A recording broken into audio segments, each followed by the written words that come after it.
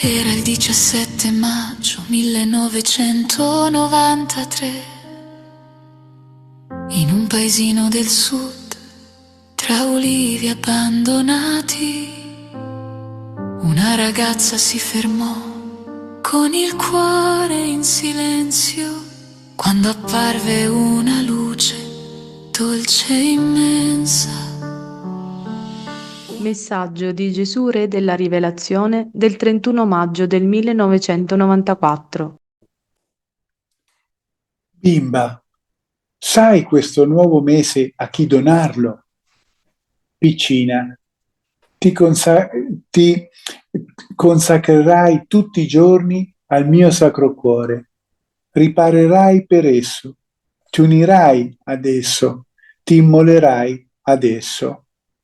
Figliuola, il cuore sacro sarà la vostra lampada. Prendetelo e ponetelo al centro della vostra casa. Esso, pieno d'amore, vi avvolgerà nella luce della verità. Vi porrà, se confiderete, alla cima della montagna santa e senza farvi vacillare vi renderà spade a doppio taglio. Quanto amore ho per voi tutti, figli, donandovi il mio cuore. Cosa avrei dovuto fare di più?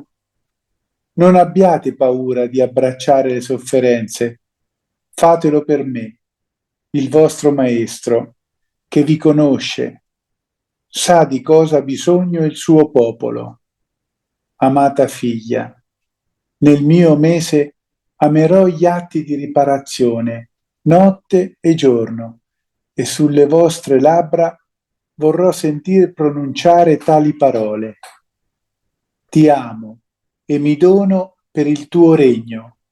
Ti lodo e ti ringrazio per il tuo amore. Gesù, siamo lontani dalla santità. Figliuola, lo sarete ancora di più se non vi deciderete, figlia diletta. Io amerò gli atti di riparazione. Gesù, quali sono? Penitenza, sacrificio, preghiera, nutrimento del pane del cielo in offerta riparatrice per i peccati che si compiono contro il mio divino corpo e sangue. Siatemi uniti in modo particolare in questo mese, tanto caro al mio cuore. Te l'ho dato Gesù Cristo, carissimi amici. Ecco che questa sera, nella festa della grande e gloriosa celebrazione del divino sangue e corpo di Gesù Cristo, nonostante oggi non si capisca come mai in Italia, per molti versi, è stata spostata e quindi domenica sarà la festa del Corpus Domini, ma in realtà è oggi la vera celebrazione. Immaginiamo tutti quelli che sono in vari paesi a fare le loro processioni bellissime come un tempo e speriamo che passando Gesù tra le strade, sia oggi che domenica, possa portare un po' di ricongiunzione con lo spirito. Bene, carissimi amici, siamo alla vigilia dell'inizio del mese di giugno del 1994 ed è un mese, come sappiamo, dedicato al Sacro Cuore. E il dialogo tra il Divino Maestro e l'anima parte subito con questo meraviglioso accento, bimba figliola. Questo direzionarsi verso di noi con questo accento di padre meraviglioso. Ecco, questo messaggio cammina su tre direttrici fondamentali. Uno è la dinamica dell'immolazione per l'amore. Due, la cosiddetta ecclesiologia domestica. Terzo, la prassi concreta per attuare la riparazione. Questo emerge dal messaggio. Allora, entriamo nella prima parte, la dinamica dell'immolazione per amore, perché molta gente fa confusione e pensa che questo stato di anime riparatrici sia, come dire, una base specialissima soltanto per alcune anime. Allora dice Gesù chiaramente: piccina, ti consacrerai tutti i giorni al mio sacro cuore, riparerai per esso, ti unirai ad esso, ti immolerai in esso. È un messaggio per tutti, allora, non è solo per la persona o per anime scelte. Quindi questo messaggio si apre direttamente con una scala ascendente. Gesù lo sta chiedendo ovviamente a Deborah, ma attraverso di lei lo chiede a quelle anime che già stanno percorrendo l'interiorizzazione della fede nella vita pratica. Gesù, carissimi, non sta chiedendo una devozione formale o sentimentale, ma fusionale. Il suo cuore santissimo non è solo amore, ma è il luogo perfetto in cui l'anima vive, respira, trova consolazione, abita e si spende in questo cuore sacro. L'anima vive, trova consolazione, ma in cosa? Soprattutto nell'immolazione. Qui è chiaramente la consumazione, cioè vivere con i propri sentimenti ardenti nel cuore del Signore. Ma attenzione, questa consumazione non deve essere intesa come distruzione, perché deve essere lo specchio del sacrificio eucaristico, spezzarsi per gli altri, donarsi, collocarsi nella frazione del pane attraverso la via della devozione al Sacro Cuore di Gesù, alimenta la carità. Quindi siamo chiamati tutti come cristiani ad essere così. C'è un'immolazione per amore e dovrebbe essere la caratteristica proprio e la caratteristica del cristiano. Colgo un secondo aspetto che è la cosiddetta dimensione domestica e combattiva, vale a dire Gesù ci dice: il cuore sacro sarà la vostra lampada, prendetelo e ponetelo al centro della vostra casa. Qui il dialogo diventa al plurale, da figlia a vostra casa, quindi a voi figli, cioè nel dialogo sono comprese tutte le anime che saranno poi i destinatari di questo messaggio, quelli che negli anni lo leggeranno, lo mediteranno nella loro lingua. Il Signore parla del suo amabile cuore, ma come una lampada, dice giustamente il Salmo 119, lampada per i miei passi è la tua parola, Signore. Il suo cuore è quindi chiaramente la luce della nostra realtà, illumina nel buio e allontana le tenebre del cosiddetto errore familiare e sociale, in cui stiamo vivendo con mille illusioni. Il suo cuore divino è veramente la nostra montagna santa, la nostra forza, la nostra stabilità, ma anche il nostro alimento che ci trasforma e ci aiuta a non vacillare. L'anima che si unisce a Dio spesso diventa strumento affilato di discernimento. Attenzione a quello che vi sto dicendo, perché è da qui che si denota che tipo di spiritualità hanno certe anime, perché quando capita che esse si perdano, anche nella cosiddetta conflittualità che si crea per carismi veri e carismi falsi, si vede l'anima perspicace nello spirito e quindi uno strumento affilato di discernimento. Difficilmente un'anima che pratica nelle virtù dello Spirito Santo si possa sbagliare. Può accadere che ci siano dei dubbi, ma che certamente vengono immediatamente fugati poi perché l'esercizio della preghiera, poi vedremo penitenza e di tutto il resto, garantirà quel discernimento di penetrazione spirituale, quella penetrazione nella storia che è capace di separare il bene dal male, che giustamente orienta e continua ad orientare anche gli altri che girano attorno all'universo di queste anime spiritualmente equilibrate. All'interrogativo divino avete sentito cosa avrei dovuto fare di più?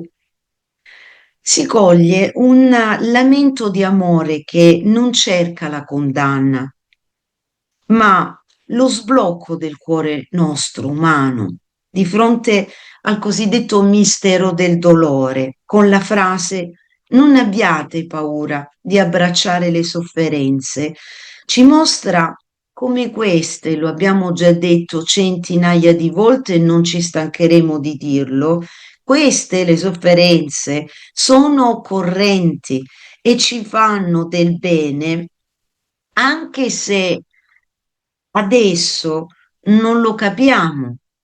E per molti il Vangelo della sofferenza viene visto quasi come una bestemmia, oppure una violenza da rigettare, incomprensibile, ma il mistero della croce è questo. Quindi il cristiano che si sposa a Cristo e lo abbraccia e non può fare a meno di vivere, anche se in parte, quell'esperienza dell'immolazione dell'amore, ma anche del patire, perché questa sofferenza è una grazia che ci fa accedere ai misteri di Dio, mentre nella sostanza la sofferenza che cos'è? Ce lo dice Gesù, è una medicina unica, unica per rientrare in noi stessi e saper vivere alla maniera di Cristo, vale a dire come Lui ci vuole, non come vogliamo noi,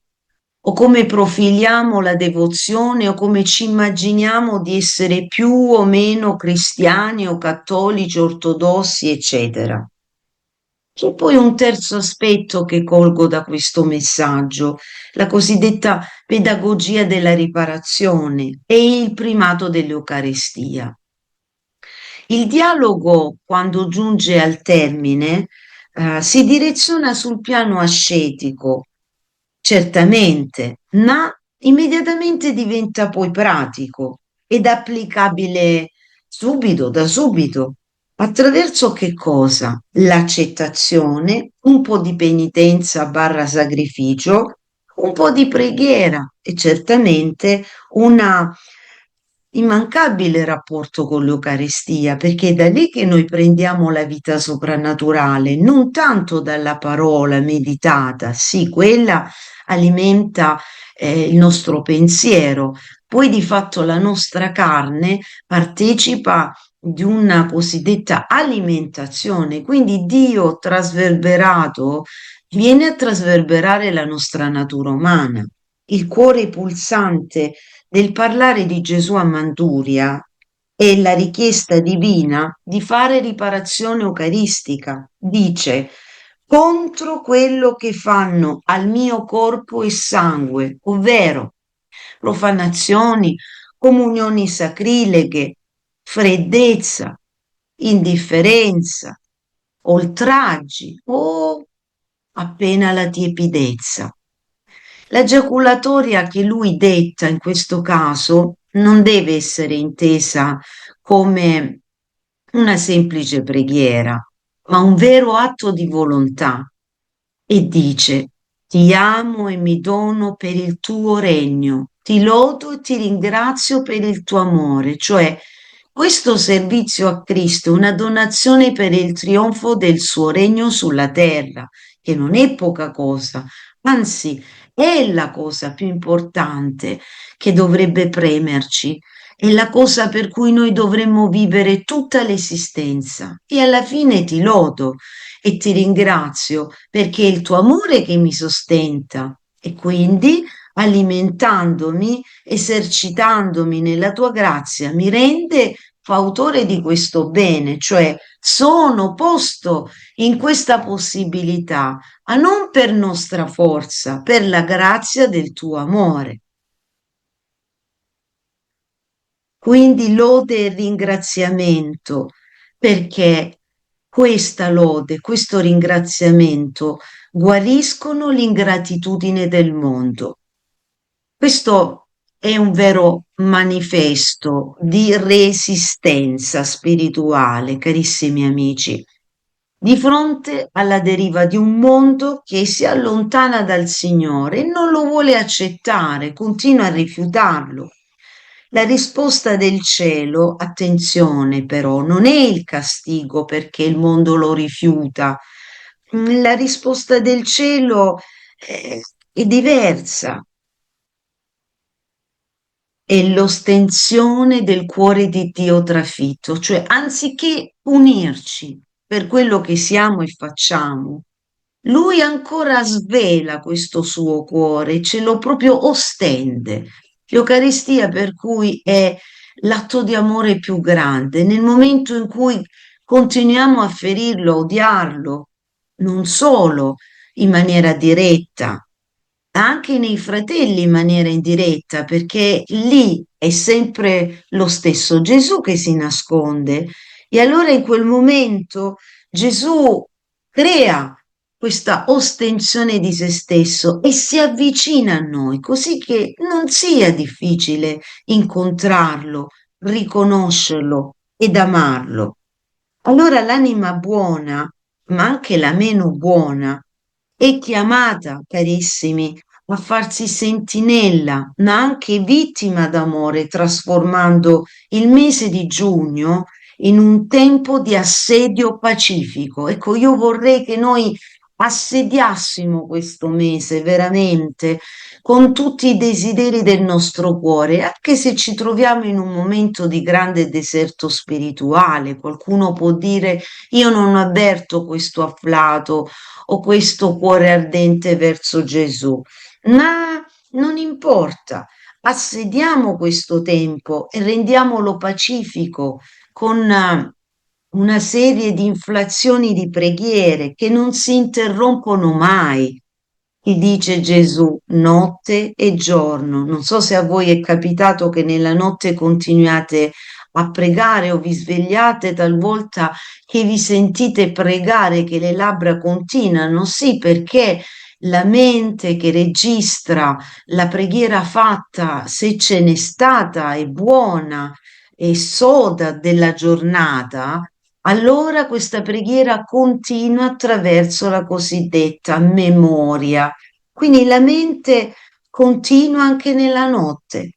Solo così, carissimi amici, affrettiamo e invochiamo il trionfo del suo regno su di noi e in mezzo a noi. Bene, io sono certa che abbiate compreso chiaramente l'intensità. Ecco, meditare e commentare questi messaggi serve proprio per approfondirne la parola e credo siano quasi diventati indispensabili perché molti dicono: ho letto i messaggi della Sapienza, ma a volte capita che non li capisco.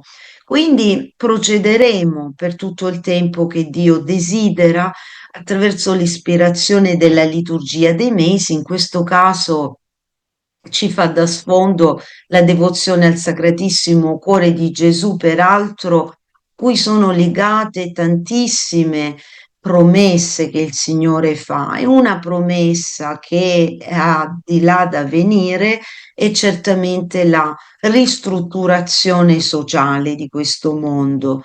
Ci sono stati tantissimi scritti in questi secoli a uomini, donne, che a lui si sono veramente oblati completamente, non ultima Margherita Lacocca e tantissimi altri, cui Gesù col suo ardente cuore ha rivelato chiaramente che la salvezza dei nostri popoli verrà nel momento in cui la devozione al sacro, e aggiungiamo, ed eucaristico cuore, perché adesso è il momento di capire tutte le desinenze di Cristo,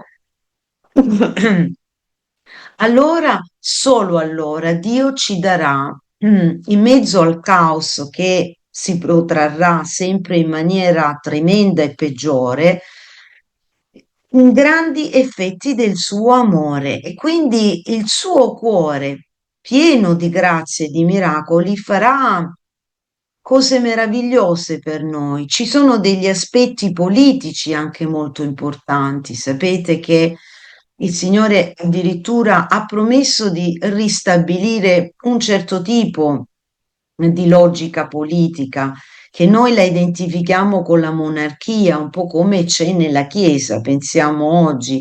Ma vi prego di capire e sapere, immaginare che non sarà come è già innato in alcuni stati, vediamo la Spagna e l'Inghilterra dove c'è la monarchia, sarà una monarchia differente in molti stati, però già vediamo come in questi stati dove c'è il re, la regina, va anche molto meglio per certi aspetti rispetto a stati di stampo repubblicano che poi di democrazia oramai cominciano veramente a non saperne più, a non avere grande attinenza. Quindi le nostre repubbliche ormai svuotate di questo, da pochi giorni abbiamo festeggiato la nostra Repubblica Italiana. Bene, carissimi amici, dobbiamo pregare molto, tanto per le nostre nazioni, perché chi vuole distruggere i nostri stati sono queste elite globalista a cui tiene particolarmente somministrare a loro vantaggio unico tutti i loro voleri, comprese anche le sofferenze, e renderci dei veri schiavi, quindi assoldati semplicemente all'ora del factum, e del fare continuo, sempre nella misura dello svilimento, che appartiene a questa politica illuminista che ancora non si è chiusa, nonostante siamo in epoca moderna. Quindi, carissimi amici, è proprio la devozione al sacro cuore ed eucaristico cuore suo che ci libererà da tutti questi assedi umani, da tutti questi assassini, da questi deicidi, da questi uomini che uccidono lo spirito nelle persone. In queste ore sentiamo ed è raccapricciante come si continui ad ammazzarci in famiglia, e chi sta soffrendo maggiormente continuano a essere le povere creature che Dio ci ha affidato, i bambini, i giovani, oppure giovani che si tolgono la vita perché reputano non essere abbastanza, perché troppa è la conflittualità e troppo è il modo sbagliato di intendere l'esistenza umana. Dovremmo tornare non tanto indietro, ma assaggiare quanto la mentalità antica di tanti e certi nostri nonni era molto più avanti di noi, perché va bene tutto, però viene prima l'esperienza dell'uomo, gli affetti, la famiglia, tutto quello di cui oggi diciamo ci manca per non essere in comunione in famiglia ed essere in pace, in realtà sono tutte aggiunte materiali e materialistiche che hanno tolto quello che è il rapporto, perché uno quando si vuole bene non è legato ad un'altra persona esclusivamente per quello che riceve.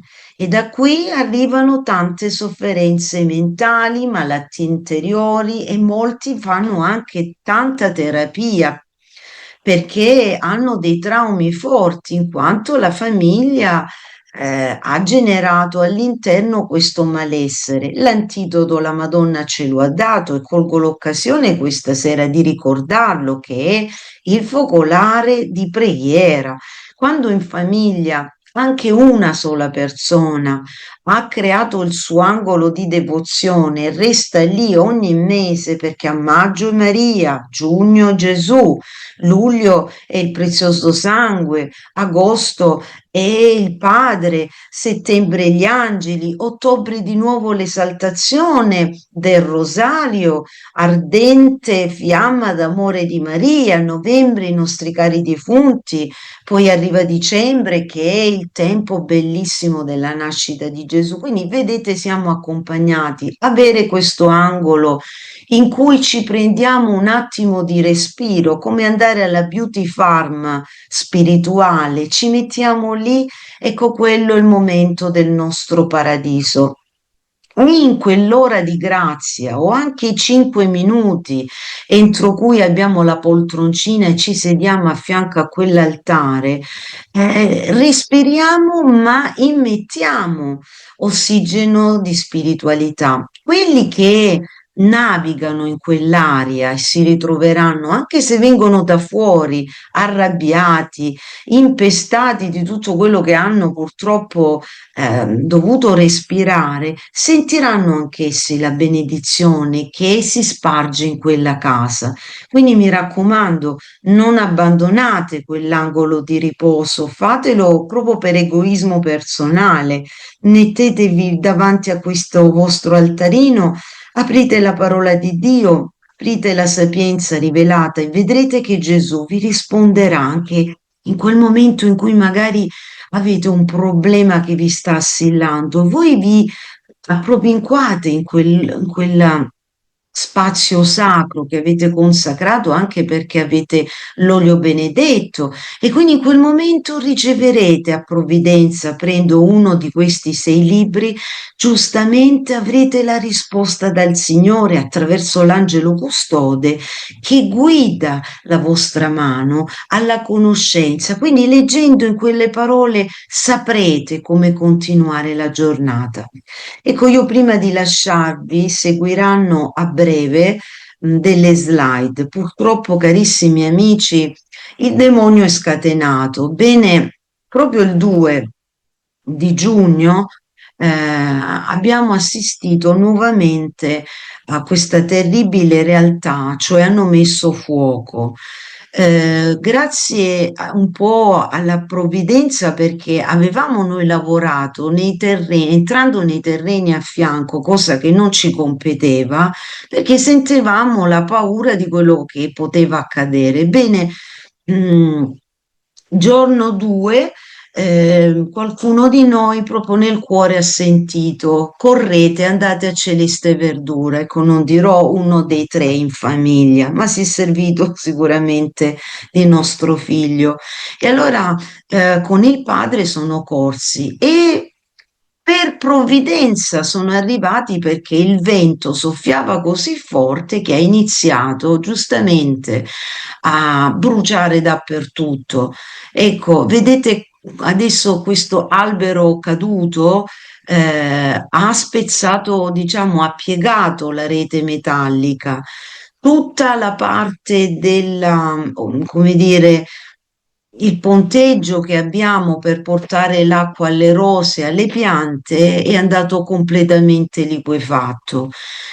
Buona parte della siepe dell'alloro che costeggia la via Mariana all'interno, anch'essa è arsa.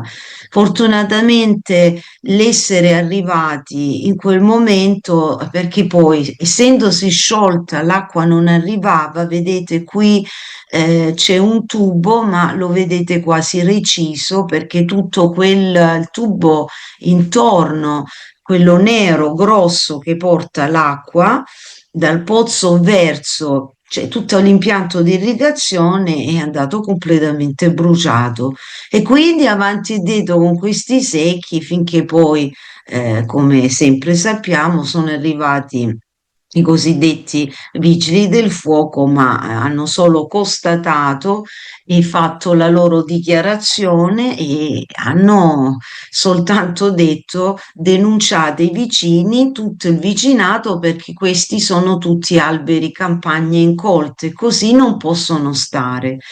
Noi faremo tutto quello che si deve fare, però voi capite, carissimi amici, che appunto, essendo un luogo dove la Madonna ha appoggiato il suo piede, beh, ci fa male al cuore, soprattutto perché ci lavoriamo l'inverno, l'estate, sotto il sole cocente, ma anche quando piove, quando c'è la neve.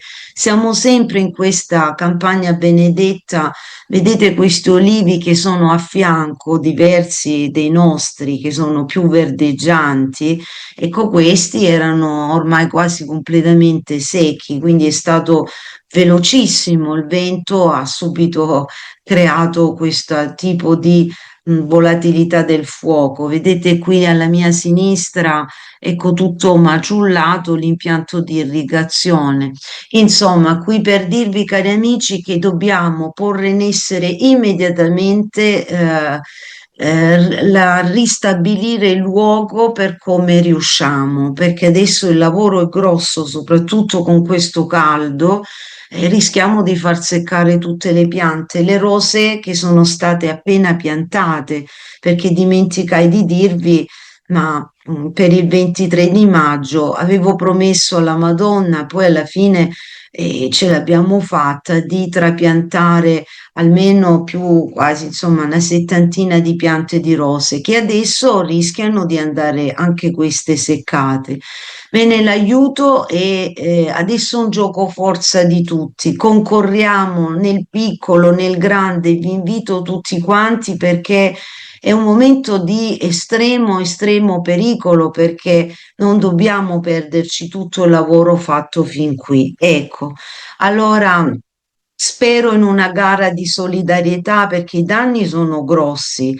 Adesso metteremo mani anche al taglio della rete, vedete, acciaiata, quindi dovrà essere allentata, messi cavi d'acciaio, ricomprata la rete, insomma, tutto l'impianto di irrigazione e lì è tosta, cari amici, perché sebbene ci aiuteremo a farli da noi, vedete, questa è tutta la parte di alloro che meno male si è arrivati in tempo, altrimenti ardeva tutta la via Mariana completamente.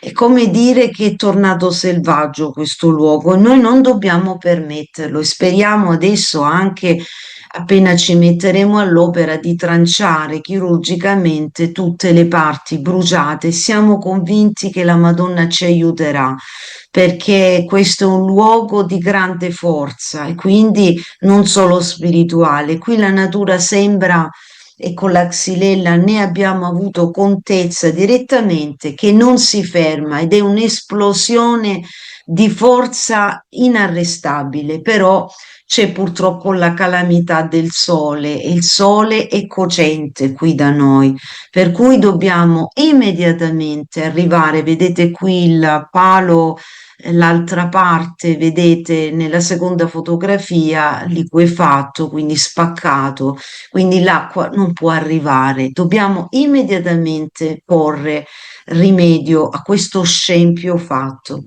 Che Dio vi benedica, che altro dirvi, mi aspetto da voi tutto quello che riusciate a fare. Siccome so che siete anime speciali, che Dio vi benedica e avanti ragazzi, quello che noi facciamo per Dio, lo sapete, tornerà in estrema benedizione a tutti quanti e quelli che vi entrano in celeste verdura lo possono attestare personalmente, che è un luogo di grande grazia, pace, serenità, guarigione e soprattutto un luogo in cui possiamo dichiarare la nostra fede con libertà nello spirito. Che Dio vi benedica, amici carissimi, e spero che quanti stiano facendo il loro passaggio di sofferenza fisica, ecco, non si abbandonino perché la Madonna vi proteggerà. Mi raccomando, ecco, proprio in questo momento in cui i nostri ulivi si sono ripresi, speriamo quest'anno riuscire a tirar fuori un poco di olio, ecco che il diavolo aveva in mente di mandare a fuoco tutto. Che Dio vi benedica.